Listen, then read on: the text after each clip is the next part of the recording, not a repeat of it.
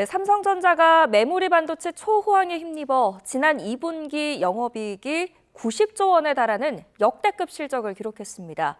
엔비디아와 애플 등 빅테크를 넘어서 전 세계 민간 기업 가운데 분기 영업이익으로는 최고 기록을 세웠습니다. 취재기자 연결해서 자세히 들어보겠습니다. 박기환 기자, 삼성전자 2분기 실적 자세하게 전해주시죠. 네, 삼성전자는 지난 2분기 잠정사업 실적을 발표했습니다. 연결 기준 2분기 영업이익이 89조 4천억 원으로 잠정 집계됐다고 공시했습니다. 4조 7천억 원의 영업이익을 기록한 지난해 2분기와 비교하면 무려 1810% 늘어난 규모입니다. 2분기 매출은 171조 원으로 지난해 같은 기간보다 129% 증가했습니다. 분기 기준으로 매출과 영업이익 모두 3분기 연속 역대 최대 실적을 갈아치웠습니다. 또 2분기 영업이익 규모는 지난해 1년 동안 삼성전자가 벌어들인 영업이익 43조 6천억 원의 2배를 웃돌았습니다.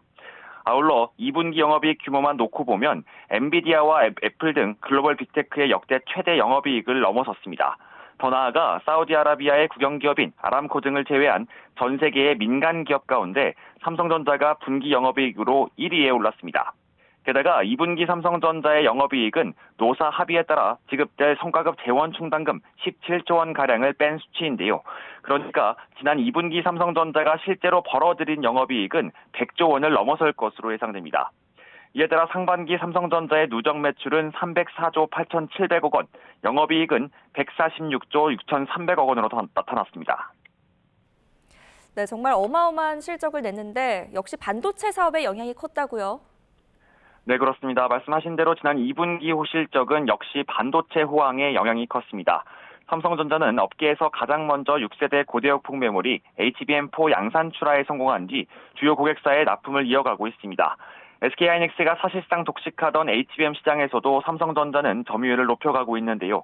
여기에 맞춤형 HBM 등 고부가가치 제품 생산 비중도 확대해 실적이 향상된 것으로 보입니다. 메모리 반도체 자체의 부족 현상으로 가격 인상도 계속되고 있는데 이것도 호재로 작용했습니다.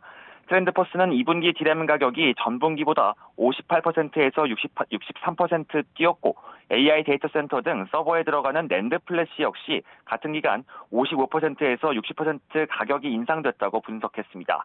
또 여전히 메모리 공급이 수요를 따라가지 못하고 있어서 당분간 가격 상승 흐름은 계속될 것으로 전망했습니다. 이에 따라 삼성전자의 올해 연간 영업이익은 기존 전망치인 340조 원을 넘어설 가능성도 배제하기 어려운 상황입니다. 지금까지 YTN 박견입니다.